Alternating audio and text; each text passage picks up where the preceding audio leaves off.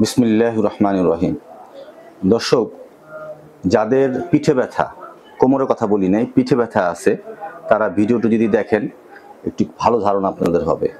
এবং যারা চিকিৎসক আছেন তারা আমাদের এই ভিডিওটা যদি দেখেন তাহলে আশা করতেছি যে ইনশাআল্লাহ অনেক কিছু আইডিয়া পাবেন। শুরু করতেছি ভিডিওটা।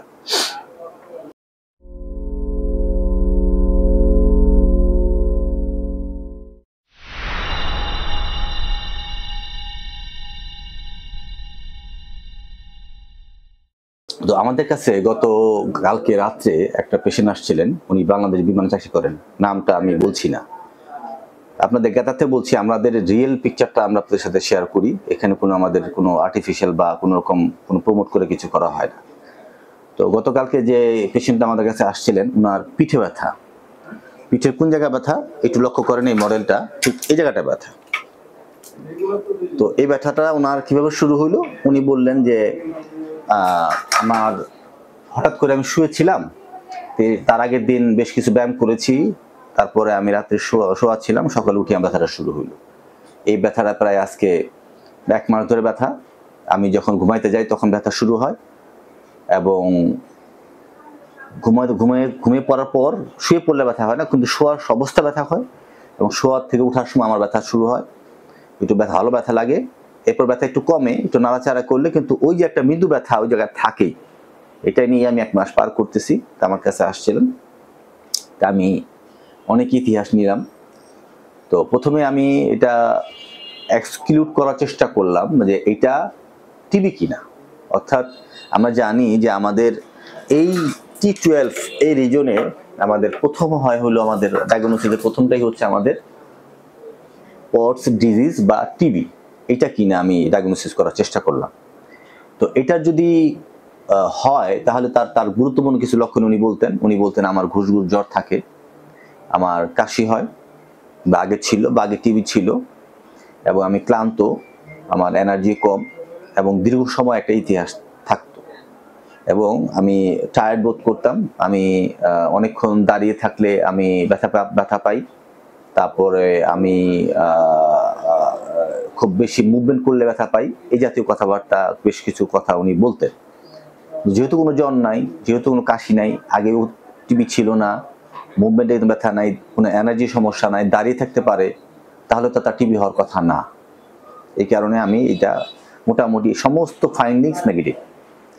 এবার আসি আমাদের ডিস্ক প্রলাপস হতে পারে কিনা। ডিস্ক প্রলাপসের যতগুলি লক্ষণ থাকে তার কোনো কিছুই আমরা পাই নাই, এবং এটা রেডিয়েট করে সামনেও আসে না, অতএব এটা ডিস্ক প্রলাপস না। পরে আমরা চিন্তা করলাম যে এটা হয়তো মাসেল স্ট্রেন হয়েছে হয়তো শোয়ার সময়। পরে আমরা এটা ধরে আমরা চিন্তা করে আমরা আগাইতেছিলাম বা আমরা আগাচ্ছিলাম। পরবর্তী সময়ে আমি সাধারণত ডায়াগনোসিসটা করে আমি আমাদের সহকর্মীদের বুঝিয়ে দিই। কালকে রাতের মানে যে কোনো কারণে হোক আমাকে আবার লাস্টে পেশেন্টটাকে হ্যান্ডেলিং করা লাগছে। পরে আমি দেখলাম যে আমি যখন ওনাকে নিজে ম্যানিপুলেশন করতেছিলাম বা বিভিন্ন অ্যাক্টিভিটি বা বিভিন্ন ফিজিও দিতেছিলাম, তখন আমার একটা অদ্ভুত ধারণা হলো যে না, বিষয়টা কিন্তু এরকম না। যদিও আমাদের অনেক মুভমেন্ট আমি করেছি, এর মধ্যে যত মুভমেন্ট ঘাড়ের আর ডিফারেন্ট ডায়াগনোসিস করার জন্য পিএলআইডি যত রকম ক্লিনিক্যাল টেস্ট সব করার পর আমাকে পিএলআইডি মনে হয় নাই, এবং যেটা ডিস্ক প্রলাপস সেটাও মনে হয় নাই, যেটা সার্ভাইকাল বা থোরাসিক ডিস্ক প্রলাপস সেটাও মনে হয় নাই। পরে আমি যখন থেরাপিতে তখন দেখলাম যে ওনার পুরো পিঠটা পুরো শক্ত, একদম এই মুভমেন্টগুলো পুরো শক্ত। এবং দর্শক, এই যে আমাদের যে কোস্টাল রিফসের যে জয়েন্টগুলো সেটা অত্যন্ত টাইট হয়ে আছে, কোনো মুভমেন্ট খুব স্টিফ, এবং এই যে ইন্টারভার্টিবুলার জয়েন্টগুলো অত্যন্ত টাইট। ফলে উনি যখন মুভমেন্ট করেন, এবং এই যে আমি যখন হাত দিলাম, এই প্রত্যেকটা এই যে আপনার এই রিফসের মধ্যে যে জয়েন্টগুলো, হ্যাঁ, আমরা যেমন বাকেট হ্যান্ড মুভমেন্ট বলি, হ্যাঁ, যেন আমরা যেমন ব্রিদিং নেই, হ্যাঁ, এই মুভমেন্টগুলোর সাথে কিন্তু আলটিমেটলি আমাদের এই চেস্টের পেনের সম্পর্ক নিবিড়ভাবে জড়িত। আমি দেখলাম পুরো পিঠটাই তার স্টাক হয়ে আছে, স্টিফ হয়ে আছে, এবং পিছনের মুভমেন্টগুলো কিছু মুভমেন্ট করতেছে না। ফলে আমার ডায়াগনোসিসটা পরবর্তী সময়ে আমার একটু আবার নতুন করে কারেকশন করতে হয়। অর্থাৎ উনি তো আসলে বেসিক্যালি আপনার ওই বাংলাদেশ বিমানে চাকরি করেন, সারাক্ষণ কম্পিউটার কাজ করার কারণে, মোবাইল ব্যবহার করার কারণে, ভিডিও দেখার কারণে, কাত হয়ে শুয়ে থাকার কারণে ওনার এই যে রিপসের থোরাসিক মুভমেন্ট না হওয়ার কারণে, স্টিফনেসের কারণে ওনার বডির বায়োমেকানিক্যাল চেঞ্জ হয়ে গেছে। অর্থাৎ আমাদের বডির যে বায়োমেকানিক্স, ঘাড় থেকে পিঠ, পিঠ থেকে ওয়েট, আমাদের হিপ, তারপর পা, এখান থেকে যে বিদ্যুৎ শিফট করে সেটা চেঞ্জ হয়ে গেছে।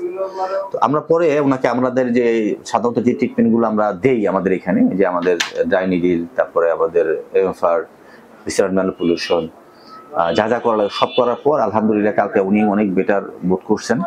তো এই পেশেন্টটা আমরা ওনাদের বলে দিয়েছি যেটা খুব মানে ওভারনাইট কিছু হবে না, সময় লাগবে। আমরা অনেকগুলো ওনাকে পরামর্শ দিয়েছি।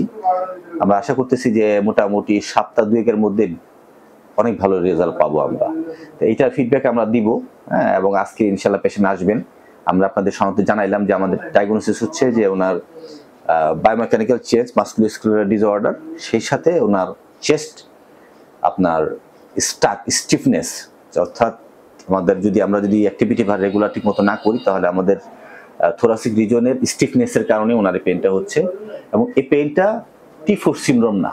আমরা আগেও আমাদের ভিডিও আছে দেখবেন, T4 সিনড্রোম যদি হতো তাহলে এই 1 2 3 4 এই জায়গায় একটা পেন হইতো, সেই পেনটা নেকে স্প্রেড করে শোল্ডার দিকে ছড়াইতো।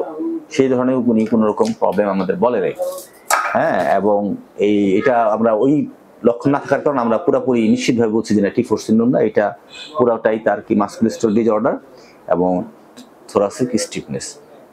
আর একটা ব্যাপারে ওনার আমি খবর নিয়ে জানতে পারছি বা ইতিহাস নিয়ে জানতে পারছি, ওনার উনি জাজিমটা অনেক পুরাতন এবং মাঝখানে ডাবানো, ফলে উনি যখন শুইতে যান তখন এইটা একটা এই থোরাসিকটা দেবে যাওয়ার কারণে যখন আমরা মুভমেন্ট করি রাতে শোয়ার সময়, তখন হয় কি মুভমেন্টটা হয় না। আপনার ফ্ল্যাট সারফেসে শোয়া আর ডাবানো একটা জায়গায় শোয়ালে পরে হয় কি এটা বায়োমেকানিক্যাল আরো সারা রাত যখন উনি শুয়ে থাকেন 7-8 ঘন্টা, ফলে ওই জায়গাটা একদম আরো জমে থাকে। ওই জায়গায় কিছুটা ইন্টারস্টিশিয়াল স্পেসের ফ্লুইড জমে, ফলে পেনটা আরো বেড়ে যায়। তো এটা হচ্ছে মোটা কথা আপনাদের সাথে শেয়ার করলাম, যে বেসিক্যালি কথা হচ্ছে যে পেশেন্টকে ভালোভাবে দেখতে হবে এবং একজন থেরাপিস্ট কাজ করতে হবে, কিছু কিছু টাচ করতে হবে। এবং কখনো কখনো আমাদেরও ভুল হইতে পারে, এটাও মানে মনে রাখতে হবে যে আমরা ভুলের ঊর্ধ্বে না। আর যে কথা বলতেছিলাম যে এই যে বিষয়বস্তুর গভীরে যেতে হবে, যেটা আমরা দেখাইলাম যে শোয়াটা একটা গুরুত্বপূর্ণ বিষয় ছিল, প্রফেশনাল একটা গুরুত্বপূর্ণ অকুপেশনাল যে ব্যাপারটা, অকুপেশনাল হ্যাজার্ড আমরা বলবো এই বিষয়টা, সেটা আমরা ধরতে পারছি, আপনাদের সাথে শেয়ার করলাম। যারা এই ব্যথা ভুগতেছেন তারা আমাদের যে ট্রিটমেন্ট প্রোটোকল বা যেটা আছে আমরা প্রায় দেখাচ্ছি, সেগুলো খেয়াল করলে ইনশাল্লাহ ভালো উপকার পাবেন। এবং এই ব্যথাটা যদি আমাদের যে কথাটা বললাম যে পেশেন্টটার, আপনার ক্ষেত্রে কিন্তু সেম হতে পারে। আপনি মনে করতেছেন যে এটা অন্য কোনো ব্যথা, হয়তো PLID বা অন্যরকম, ব্যাপারটা কিন্তু তা না। ব্যাপারটা কিন্তু এরকম, ওর মতো কেস কিন্তু আপনার হতে পারে। সেই ইনফরমেশন আপনাকে দিলাম। আজকে এই পর্যন্তই। সকলকে ধন্যবাদ। আসসালামু আলাইকুম রহমতুল্লাহ।